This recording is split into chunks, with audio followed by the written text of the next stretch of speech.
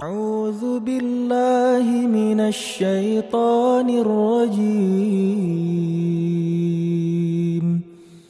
بسم الله الرحمن الرحيم. Dan keutamaan ya, salat atau ibadah di masjid. Saya turunkan dulu.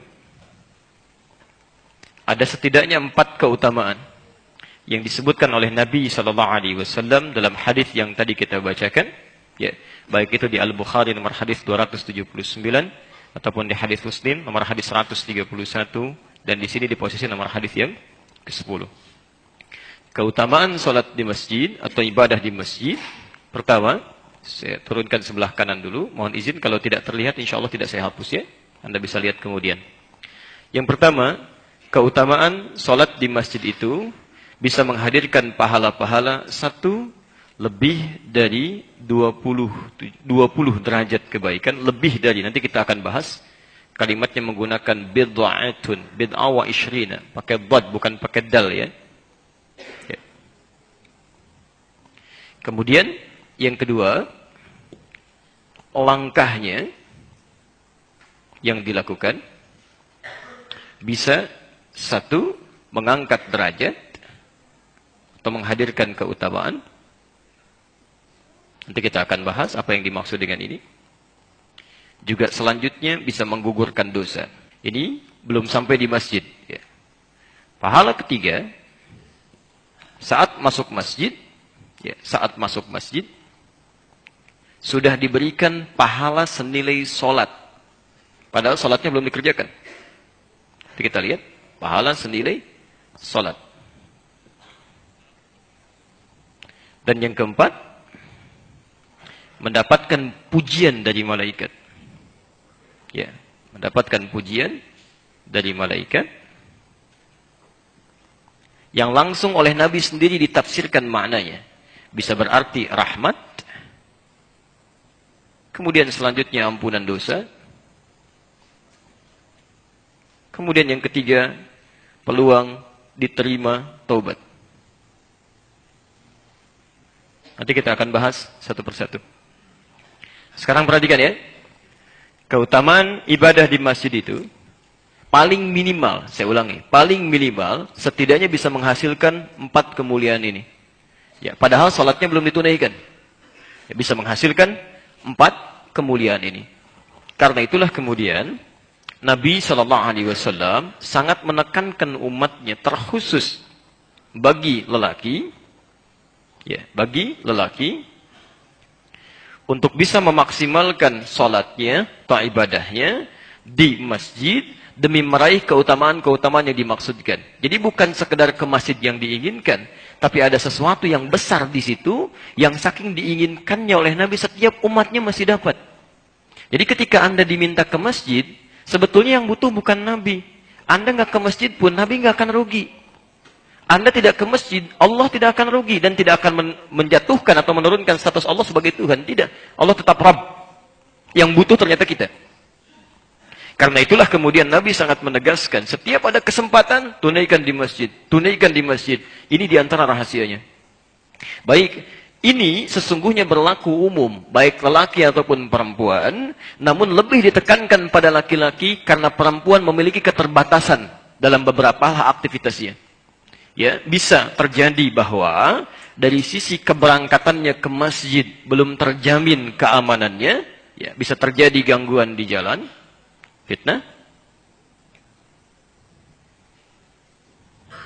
Pelan-pelan. Bisa terjadi juga tidak ada tempat khusus untuk perempuan di dalam masjidnya. Jadi pertama faktor keamanan, yang kedua faktor kenyamanan, ya, tempat khusus. Yang ketiga, perempuan punya fitrah kewajiban yang dengan ini surganya banyak didapatkan. Masya Allah, banyak kewajiban di rumah yang sangat ditekankan oleh Allah, ditegaskan oleh Nabi, memang hanya bisa dikerjakan oleh perempuan. Laki-laki tidak bisa mengatasinya. Ya, ada misalnya, mohon maaf ya, untuk merawat anak-anak dengan kebutuhan spesifiknya. Ada tentang asinya, ada tentang macam-macamnya, yang itu bahkan dinilai oleh Nabi SAW sebagai bagian surga terdekat dari amalan-amalan seorang perempuan.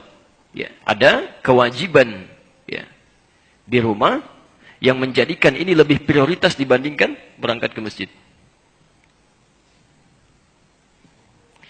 Jadi karena ada aspek darurat 3 hal ini terutama, maka perempuan mendapatkan rukhsah. Sepanjang ada satu di antara 3 ini yang menjadikan mereka tidak bisa ke masjid, maka Masya Allah, pahala salat di rumahnya itu dihitung sama dengan ketika lelaki berangkat ke masjid. Nabi SAW menyampaikan, "Idza maridal 'abdu aw safar kutiba lahu mithla ma kana 'alaihi muqiman sahiha." Ketika seseorang punya uzur, tidak bisa menunaikan ibadah secara maksimalnya, atau bahkan saat safar pun dia tidak bisa menyempurnakan salat sejumlah bilangannya. Zuhur 4, Anda safar, Anda qasar jadi 2 misalnya, maka kutiba lahu mithla ma kana 'alaihi muqiman sahihan. Karena kebiasaannya itu tetap pahalanya diberikan serupa, sama, tanpa dikurangi sedikit pun. Apalagi di hadis Muslim disebutkan seorang perempuan Ansar mengadu pada Nabi sallallahu alaihi wasallam, "Ya Rasulullah, enak jadi seorang lelaki, bisa haji tanpa mahram, bisa ke masjid kapan saja tidak ada batas. Masya Allah, bisa berjihad kapan saja dalam segala keutamaannya. Bagaimana kami dengan perempuan?" Kata Nabi kemudian menghadap pada para lelaki, "Tidak ada pertanyaan terbaik hari ini kecuali dari perempuan ini. Ini pertanyaan terbaik." Ya. Maka disampaikanlah kemudian oleh Rasulullah SAW, "Sampaikan pada teman-temanmu itu." Inilah keutamaan Nabi yang menegaskan beliau seorang Rasul. Padahal perempuan ini tidak mengatakan saya utusan dari teman-teman. Rupanya sebelum bertanya pada Nabi, dia kumpul dengan kawan-kawannya diskusi. "Kamu pergi ya ke Nabi, sampaikan persoalan ini. Laki-laki enak betul kan ya, haji tanpa mahram. Bisa berjihad kapan saja, wafatnya bisa syahadah. Ke masjid bisa kapan saja. Kita terbatas. Bagaimana status kita?" Maka diutus perempuan ini, ya ketika bertanya pada Nabi, jawaban pertama, sampaikan pada teman-temanmu itu. Ya, sampaikan pada teman-temanmu itu. Apa yang dilakukan oleh para suami di luar rumah, laki-laki di luar rumah, sepanjang istrinya rela dan melakukan segala kebaikan di rumahnya, maka diberikan pahala yang serupa tanpa dikurangi sedikit pun. Saking senangnya perempuan lari menyampaikan pada temannya. Kita dapat serupa ya, dalam bahasa kita. Tayyib. Jelas sampai sini? Jadi bukan aib kalau seorang perempuan tidak bisa ke masjid. Kalau dalam situasi seperti ini, dia insya Allah mendapatkan pahala yang serupa sepanjang nanti syarat-syaratnya terpenuhi. Ya, awas hati-hati. Ada syarat-syarat yang melekat sama nanti. Tidak semua ibu yang sholat di rumah pahalanya sama. Ya Jong ya, kita nggak ke masjid pahalanya sama ya? Belum tentu. Ya.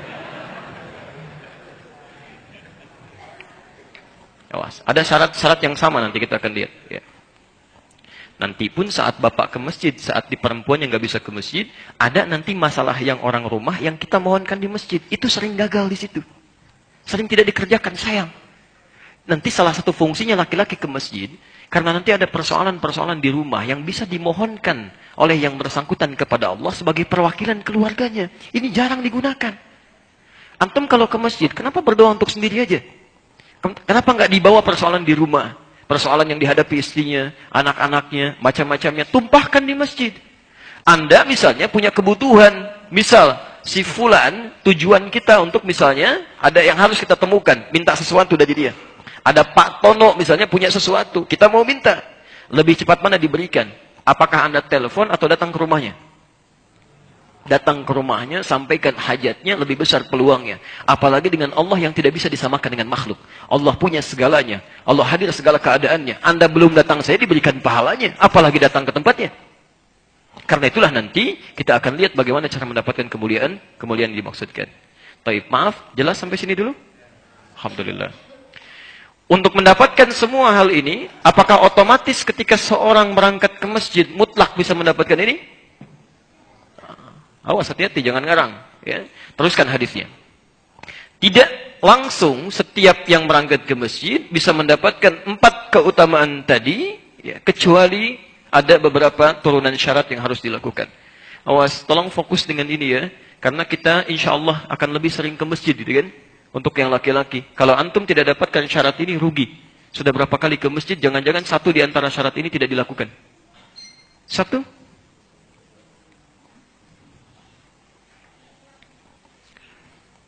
Salat rajuli fi jamaah. Ya. Salat seorang lelaki, kalimatnya diungkapkan fi jamaah.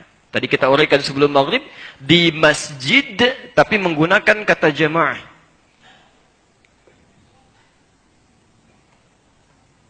Ini memberikan kesan bahwa orientasi sholat yang akan ia tunaikan dari sejak ia berniat, pertama, mengejar keutamaan sholat berjamaah, bukan sekedar ke masjid. Ya, tapi memprioritaskan atau meniatkan sholat jamaah. Karena itu kalimatnya diungkapkan dengan kata jamaah. Jadi kalau antum cuma ingin sekedar ke masjid saja, sholat misalnya kan, ya cuma sekedar sholat, tapi nggak ada niat dalam hati, ingin berjamaah misalnya kan, atau ingin mengejar keutamaannya. Dan niat nanti bisa dilihat dari keseimbangan atau kebersandingannya dengan ikhtiar yang nampak saat dilakukan itu. Di orang-orang yang niat akan kelihatan dari perilakunya. Ya, misal, subuh besok jam berapa? 4.26. Taib. Antum ketahui subuh 4.26 misalnya. Orang yang paham bahwa dia akan mengejar jamaah, dia akan petakan. Subuh 4.26. Saya bangun jam sekian untuk tahajud dulu. Saya bangun jam sekian tahajud, selesai itu saya istighfar dulu. Siap-siap kapan berangkat ke masjid. Kapan di asalam iqamatnya? Berapa menit iqamatnya? Kalau dekat dengan masjid, saya sholat sunnah berarti di rumah sampai jam sekian. Setelah itu berangkat ke masjid. Dia akan bikin peta yang sesuai dengan keutamaannya akan dia capai ini. Beda dengan orang yang tidak pernah peduli dengan sholat jamaah. Yang penting ke masjid. Ya, dia nggak akan peduli. 4.26. Paling baru adzan. Komatnya paling nunggu-nunggu 15 menit. Itu pun kalau imamnya sudah datang. Ya, kalau imamnya terlambat mungkin 20 menit. Okay? Begitu datang sudah bubar. Bisa terjadi. Ya Masya Allah. Bisa terjadi. Ya. Ada lagi yang orang rencananya banyak. Tapi niatnya tidak kokoh. Masya Allah. Insya Allah. Besok sholat subuh. Masya Allah. Sholat subuh siap-siap. Malam-malam nonton bola dulu, terus malam ini MU ketemu Liverpool, dilihat sampai hafal jam sekian, posisi nomor sekian, Masya Allah, sholat subuh nggak hafal. Begitu bangun kesiangan, kan? Ya, jadi poin-poin ini yang ke masjid tidak dapat jamaah pun tidak dapat 4 keutamaan itu, apalagi ke masjid.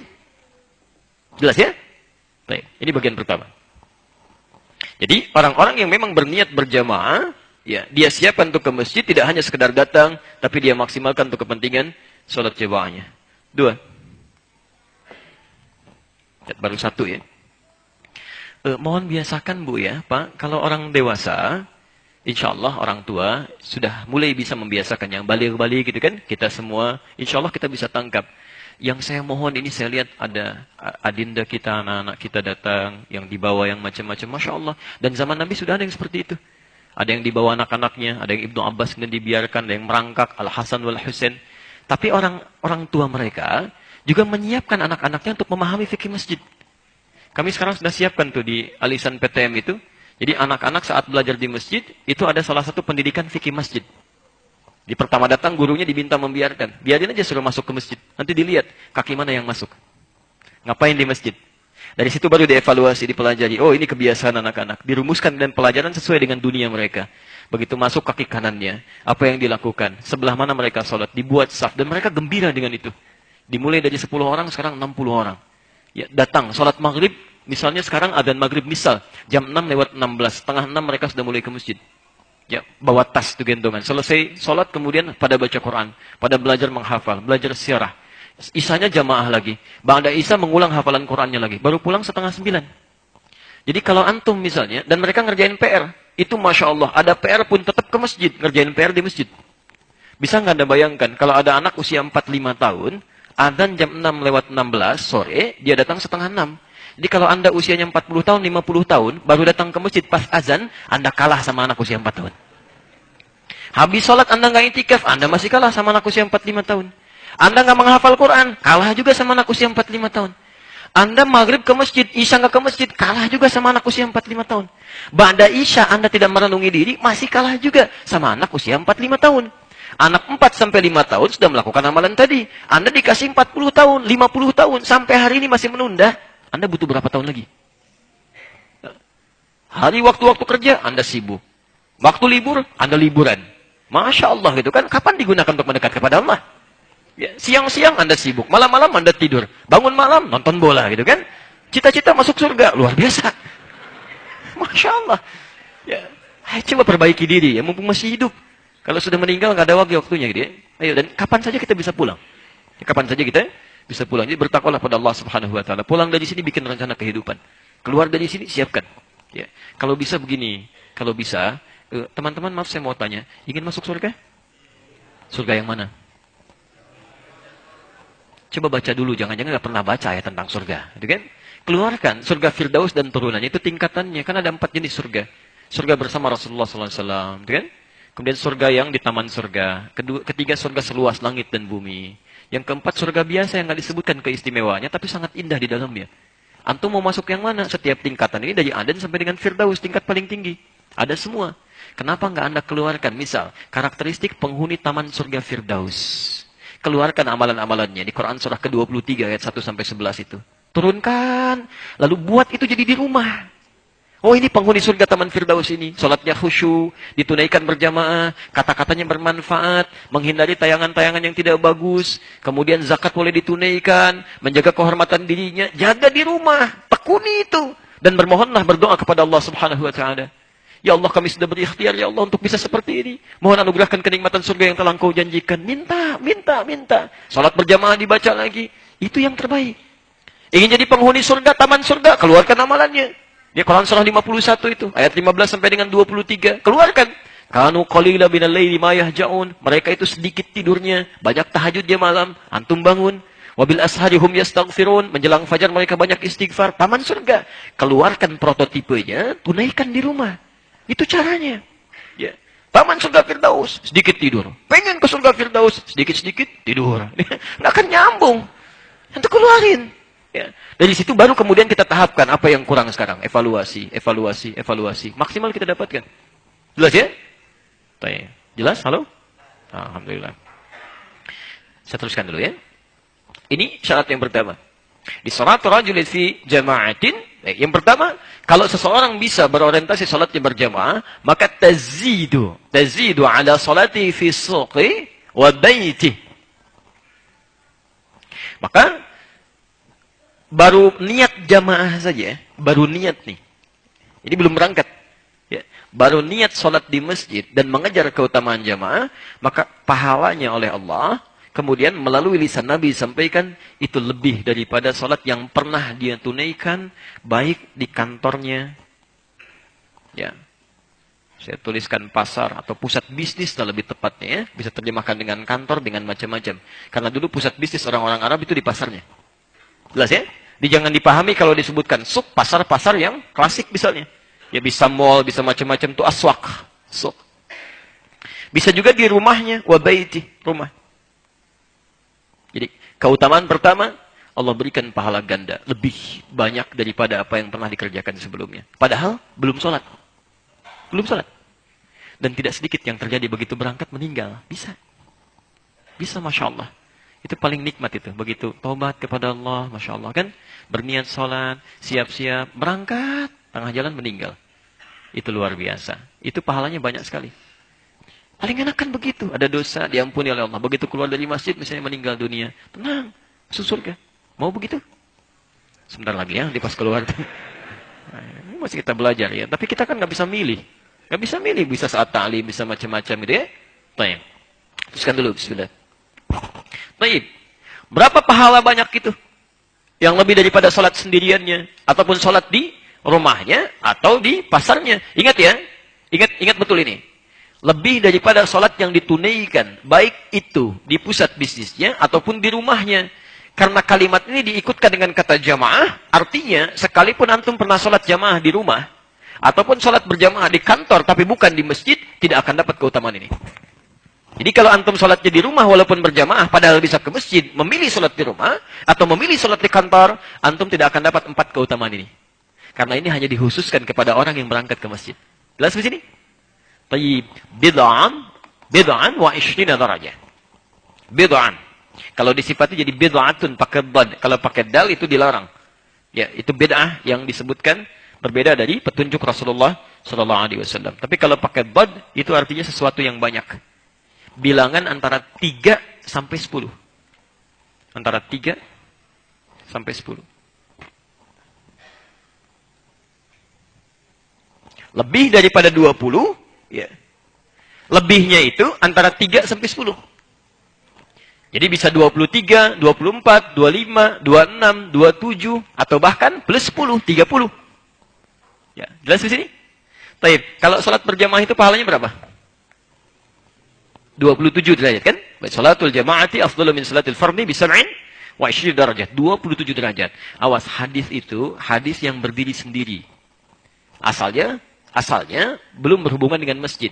Jadi sepanjang dimanapun Anda nggak bisa ke masjid misalnya, kemudian sholat berjamaah dalam keadaan tertentu, itu pahalanya dapat 27 derajat. Jelas ya? Tapi kalau Anda ke masjid belum sholat, sudah dapat lebih daripada itu. Tempatnya saja itu 25 derajat, baru tempatnya. Di hadis Muslim, jarak satu ke dua 500 tahun.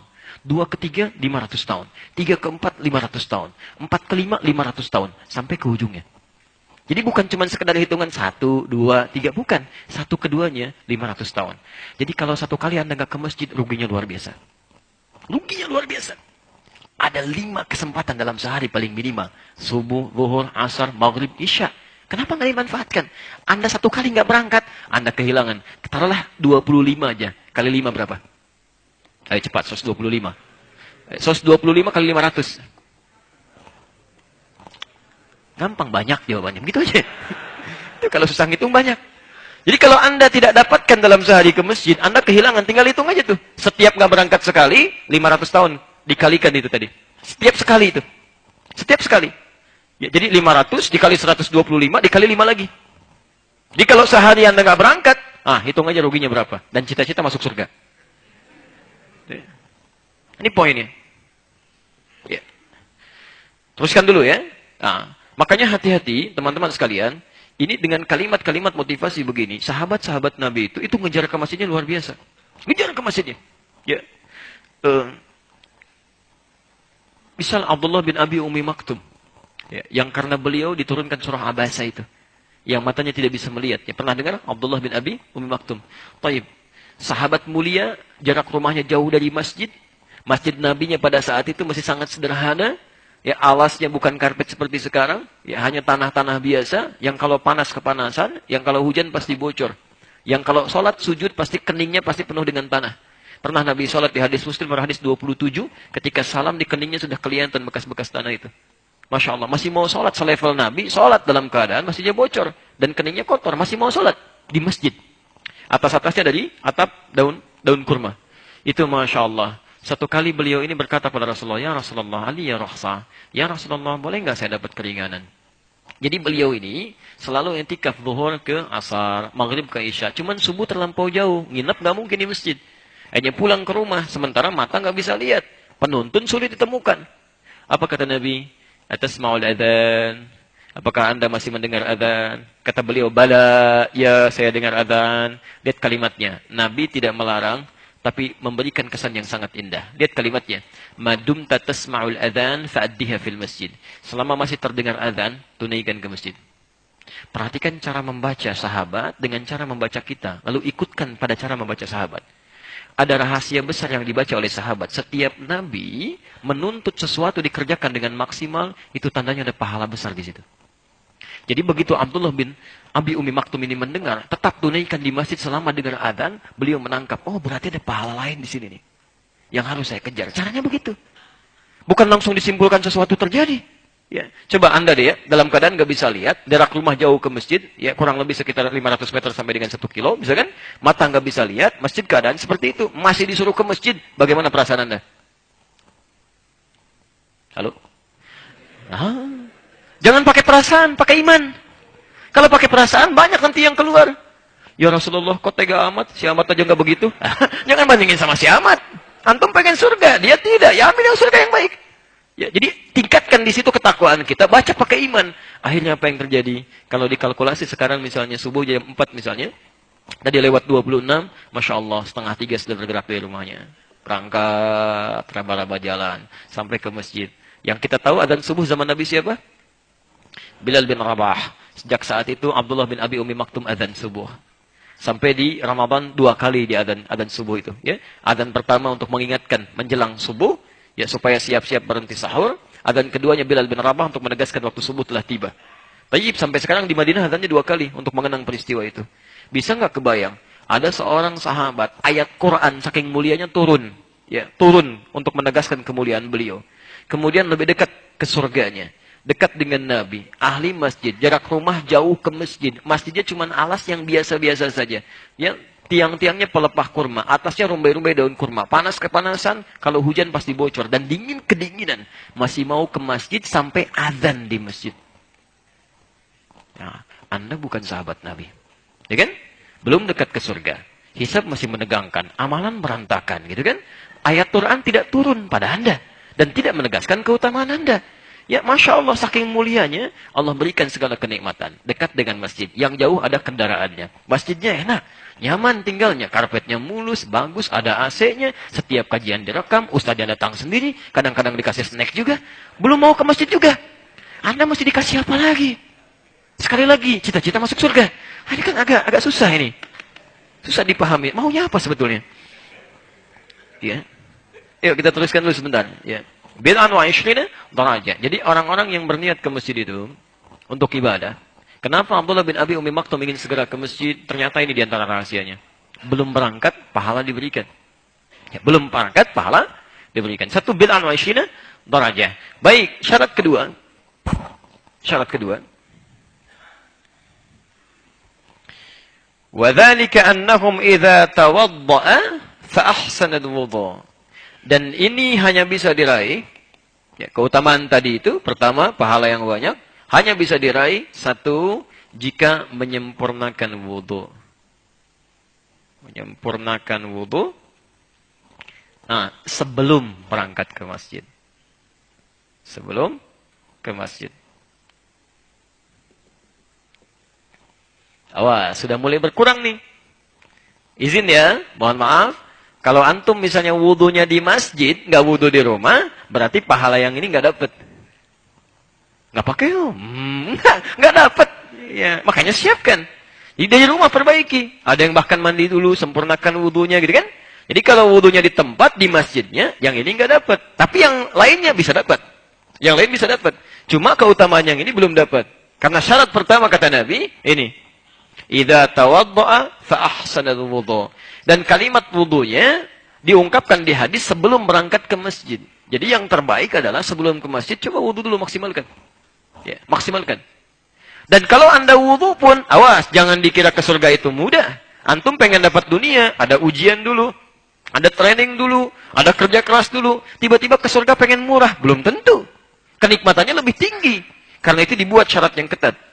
Dan wudhu pun tidak semua orang yang wudhu di rumah bisa mendapatkan pahala ini. Kecuali menyempurnakan wudhunya. Ingat betul kalimat ini ya. Kalau di dalam Al-Quran dan Hadis ditemukan kalimat sempurnakan, sempurnakan, itu artinya tidak sedikit orang yang mengerjakannya tidak sempurna. Tidak sempurna. Quran surah kedua ayat 196. Posisi paling kiri sebelah bawah. Misal saya beri contoh tentang haji dan umrah. Dibuka dengan kalimat sempurnakan. Wa atimmul hajja wal umrata lillah. Sempurnakan haji dan umrah karena Allah. Kenapa dibuka dengan kalimat sempurnakan? Karena tidak sedikit orang yang menunaikan haji dan umrah, tapi tidak sempurna caranya.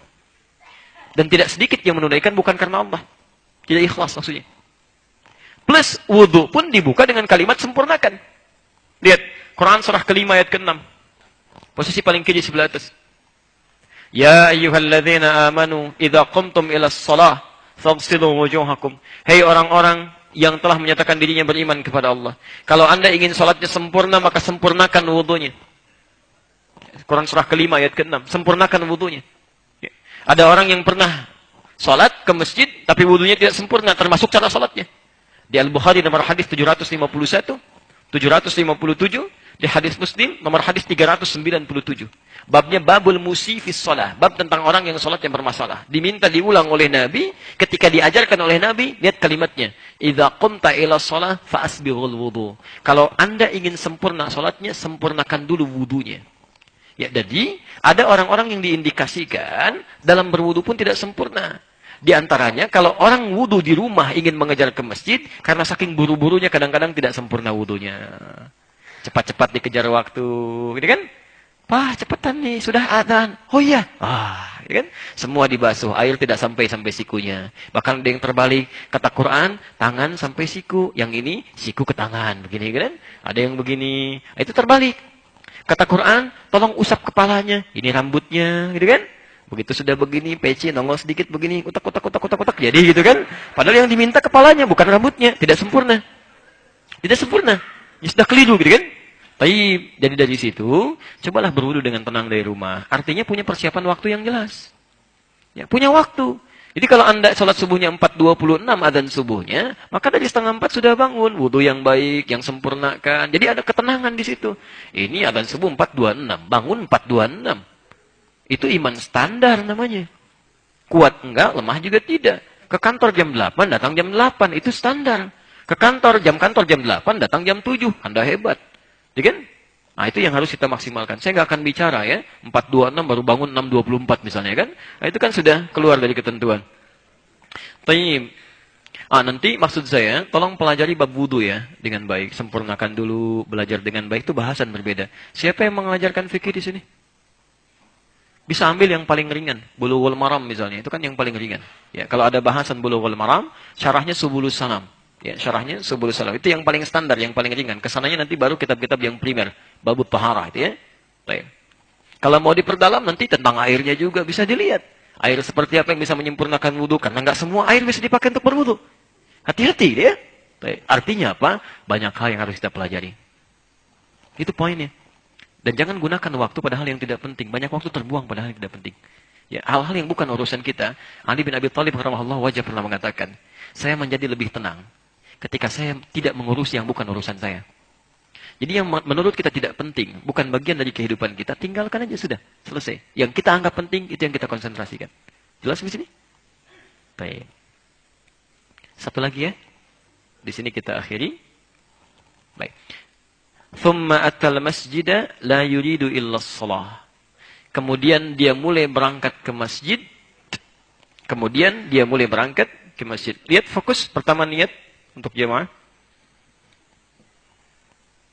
Kedua, sempurnakan wudu. Ketiga, mulai berangkat ke masjid.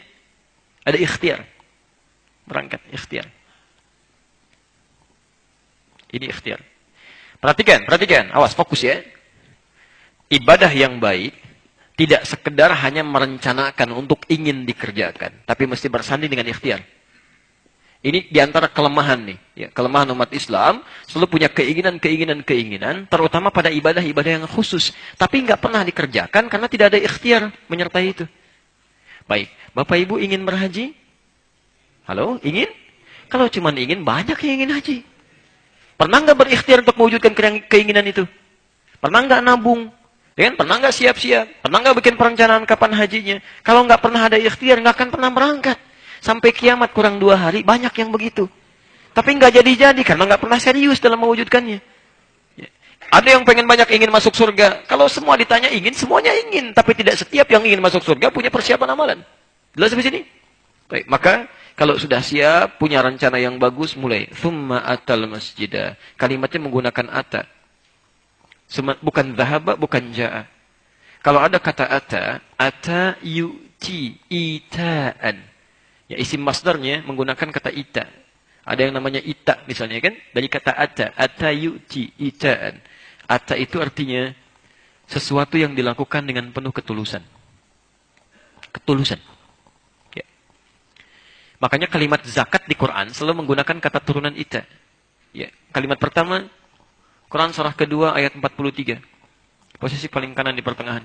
Wa aqimus shalah wa atuz zakah. Atu itu jamak dari ati. Kan? Kata dasarnya ita, ata yu'ti. Ya, ata yu'ti. Jadi kenapa kalimat zakat seringkali menggunakan kata wa atuz zakah, wa ita'iz zakah untuk menunjukkan bahwa kalau berzakat dengan perasaan yang ikhlas. Yang ikhlas keluarkan. Karena bukan punya antum itu hak orang. Cuman dititipkan lewat antum supaya antum dapat pahala. Mudah bagi Allah menitipkan di tangan orang lain. Cuman supaya Anda dapat pahala dititipkan di tangan Anda. Kalau Anda tahan-tahan, nggak akan dapat pahalanya. Jangan GR dulu kalau punya harta berlebih, itu cuma titipan supaya Anda dapat pahala. Cepat berikan pada yang berhak, karena mereka menunggu. Jangan sampai mereka menangis menunggu haknya. Meminta dan sebagainya. Hati-hati itu. Cepat keluarkan. Ya. Dan kalau diberikan, sudah. Anggap tidak ada. Berikan, selesai. Ya. Itu turunannya. Ada lebih, berikan infak. Saat infak pun, ikhlaskan. Begitu diberikan, anggap selesai. Sudah tidak ada. Anggap hilang aja, selesai. Ya. Belum bisa beri, sampaikan permohonan maaf. Untuk urusan infak. Urusan infak ya. Al-Baqarah ayat 263, posisi paling kiri sebelah atas di pertengahan. Qaulun ma'rufun wa maghfiratun khairun min shadaqatin yatba'uha adza.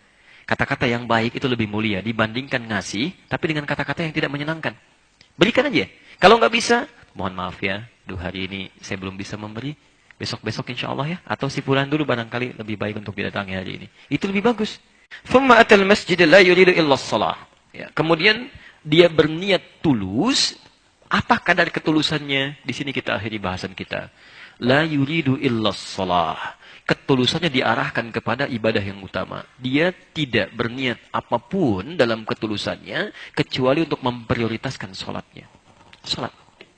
Jadi yang lain mengikuti. Ini menunjukkan bahwa fungsi utama masjid itu untuk sholat. Fungsi utamanya. Yang paling pertama. Berangkat, meniatkan untuk sholat. Ini.